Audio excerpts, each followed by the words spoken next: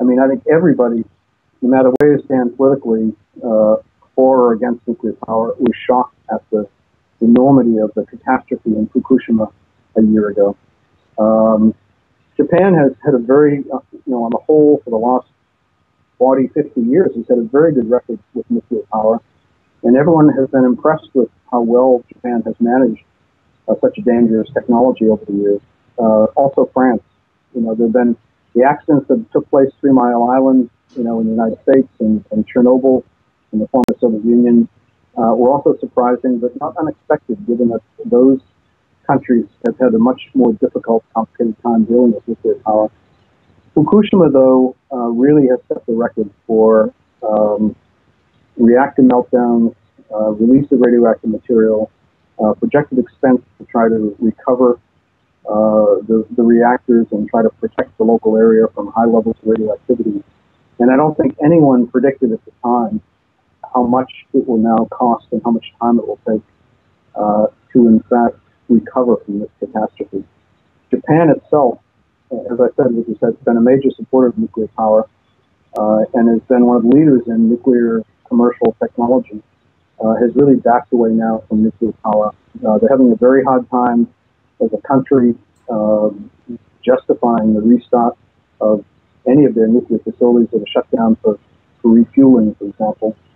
And the Fukushima area now, which is probably a radius of 20 or 30 kilometers or more all around it, excluding population, will have a very hard time, I think, moving people back into that area for decades and perhaps even centuries to come.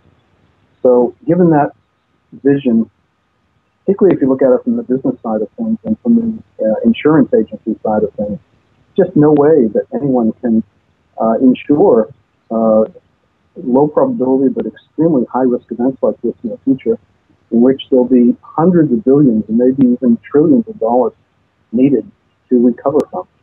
So I see Japan as moving away from nuclear power. Colleagues of mine in Japan have said that the Prime Minister himself several months ago in Japan said, nuclear power is not sustainable. We've got to move away from this, and we're going to gradually in the next decade or two get rid of nuclear power altogether. And we've seen the same thing happen in Switzerland now, in Germany. I think the few countries that are still really pushing nuclear power tend to be those most dependent on it, like the United States, France, and Russia, India, and to some extent South and North Korea. I think those countries will change too, because I think unless there's some new way of guaranteeing that catastrophes like this won't happen, we just don't see nuclear power as a sustainable source and a safe source of energy for the future, which puts the burden, of course, on alternatives to sustainable technologies like wind and solar and hydro and energy conservation.